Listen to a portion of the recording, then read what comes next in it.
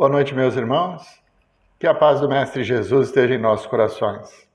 Vamos continuar o nosso estudo do Livro dos Espíritos a partir da questão 374. E nós estamos tratando do assunto idiotismo e loucura.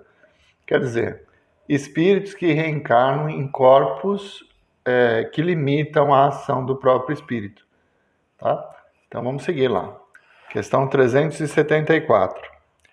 Na condição de espírito livre, o idiota tem consciência de seu estado mental?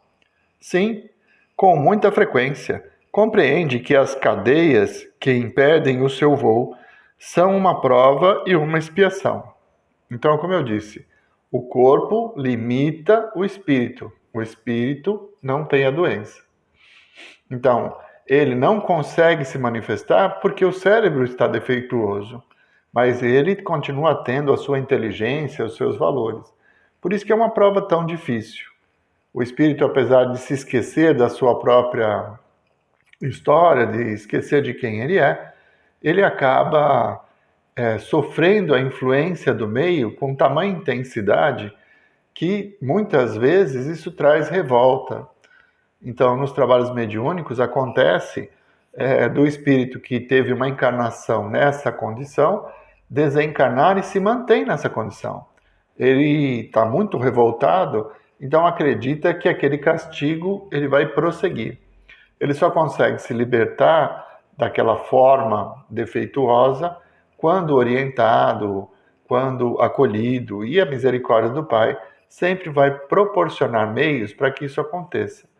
Então, muitas vezes ele desencarna com essas limitações físicas e se expressa no mundo espiritual ainda com elas.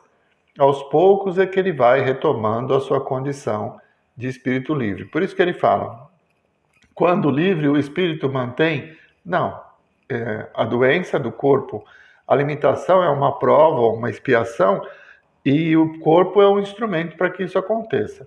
O espírito ele não vai sofrer essas mutações, mas ele conserva a lembrança de toda a experiência vivida. 375. Qual é a situação do espírito na loucura?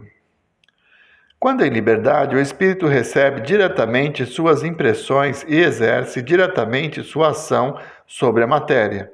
Mas, quando é encarnado, encontra-se em condições muito diferentes e na contingência de só o fazer com o auxílio de órgãos especiais. Se uma parte ou o conjunto desses órgãos for alterado, sua ação ou suas impressões, no que diz respeito a tais órgãos, se interrompem. Se perde os olhos, fica cego. Se o ouvido, torna-se surdo, etc. Imagina agora que o órgão que preside as manifestações da inteligência e da vontade seja afetado ou modificado, parcial ou totalmente. E te será fácil compreender que o espírito, não tendo mais a seu serviço senão órgãos incompletos ou alterados, deve entrar num estado de perturbação, do qual, por si mesmo e no seu foro íntimo, tem perfeita consciência, mas cujo curso é incapaz de deter. Opa! Perdão. Como que é classificado uma pessoa louca? Uma pessoa que não compreende os valores e os costumes da sociedade. Não é? Ele tem hábitos diferentes. Então, com o seu comportamento, ele foge dos padrões. Por isso, uma pessoa louca.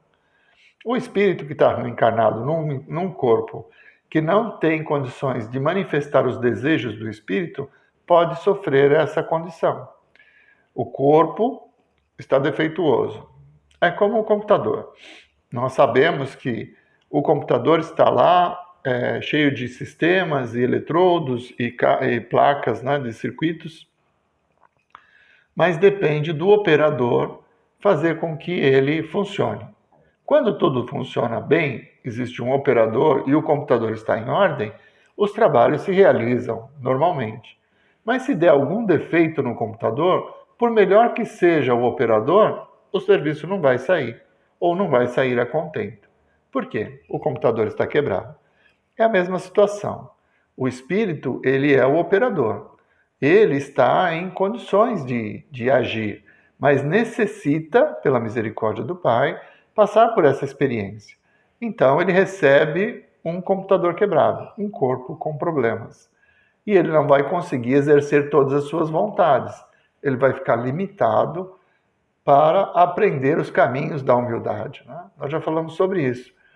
Um espírito endurecido, orgulhoso, que prejudicou muitas pessoas, desencarna e lá na erradicidade ele ainda se mantém numa posição de soberba, de orgulho, se considerando melhor do que os outros, não consegue encontrar o caminho da humildade.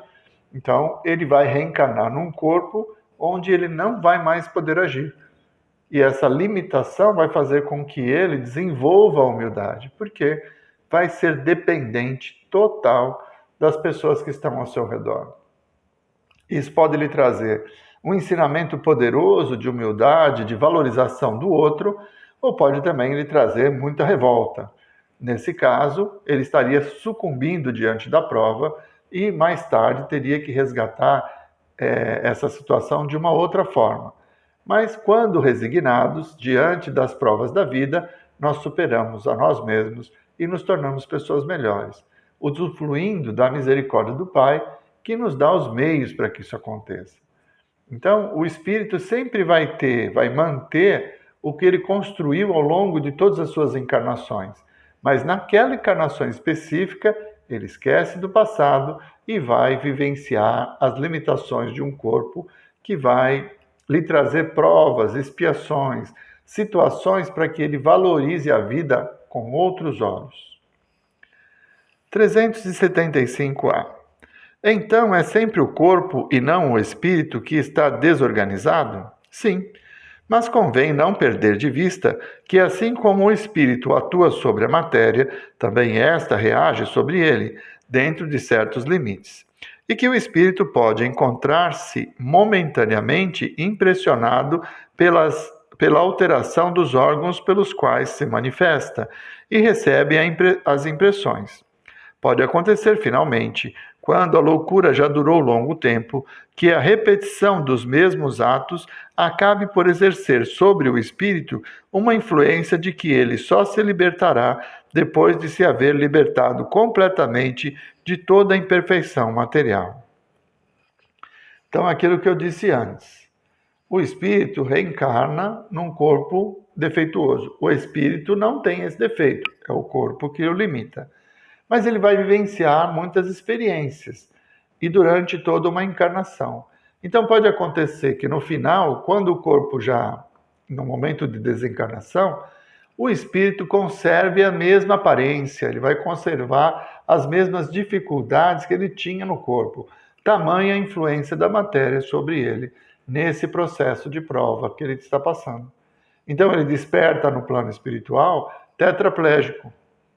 E aí começa a continuar necessitando da assistência de outros espíritos. E isso vai acontecer até que ele, consciente de que a matéria que o limitava já morreu, que ele não era aquele corpo, que ele é um espírito, aí sim ele vai se libertar da limitação. Mas tudo isso é um processo de aprendizado. E a influência psicológica é muito grande, né? As pessoas que têm vícios, por exemplo, um vício do tabagismo, do alcoolismo, esses vícios, além da parte psicológica, eles têm também a parte química, que altera o corpo, principalmente o tabagismo. E quando o corpo desencarna, essa influência química não existe mais. Por quê? Não existe mais a matéria. Ele não vai sofrer mais a influência da matéria, mas a parte psicológica permanece. Ele continua viciado.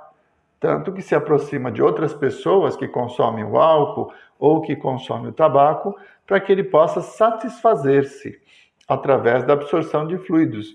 Mas ele já não tem mais o corpo, então fica só a dependência psicológica. É isso que eu quero dizer. O espírito teve uma deficiência física, passou por toda uma encarnação, viveu revoltado, não aceitava, agredia as pessoas que o tratavam, ele não se conformava com essa situação.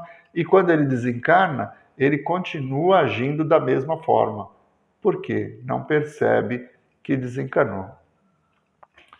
A parte psicológica das limitações permanece, apesar do corpo já ter sido destruído, ter retornado à natureza, que é o processo da morte. Então, o espírito mantém a influência psicológica de toda essa experiência, principalmente os revoltosos. Aqueles que aceitam com resignação se libertam rapidamente dessa situação, mas alguns mantêm por longo tempo ainda, até que, sempre diante da misericórdia do Pai, ele vai recebendo auxílio, vai começando a compreender, vai se vendo como espírito, se recorda do passado, de quem ele era, de tudo o que aconteceu, e entende os porquês, né, das situações. Aceitar o passado, aceitar os nossos erros, né, com humildade, as nossas imperfeições, nos qualifica para evoluir. Porque quando admitimos que erramos, é o primeiro passo para não errarmos mais. 376. Por que razão a loucura leva o homem algumas vezes ao suicídio? O espírito sofre pelo constrangimento em que se acha e pela impossibilidade em que se vê de manifestar-se livremente.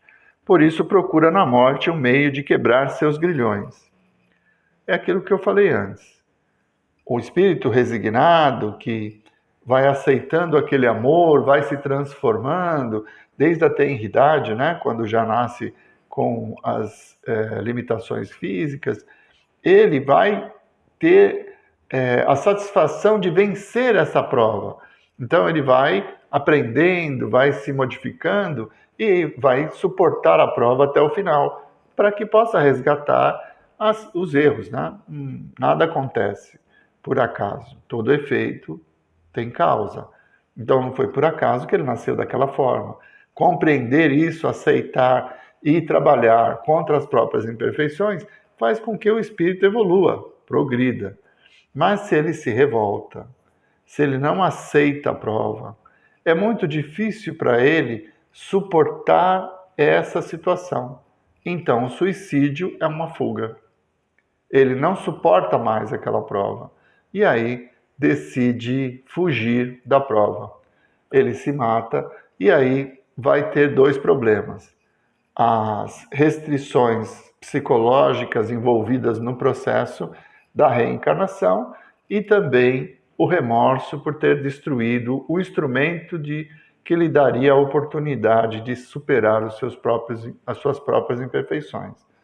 É assim a situação. Então, o suicídio é uma fuga de um espírito revoltado diante da prova, que não suporta a prova.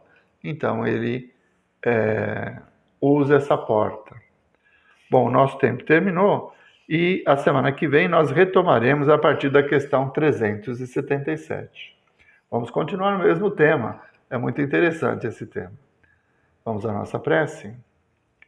Mestre Jesus, mais uma vez, Senhor, nós vos agradecemos por permitir que estivéssemos juntos, inspirados pelos vossos mensageiros, na compreensão da verdadeira vida.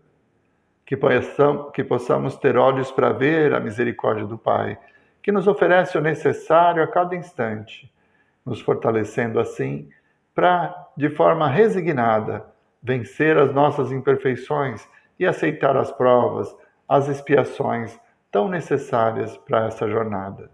Muito obrigado, Senhor. Muito obrigado, meus irmãos. Uma boa noite a todos.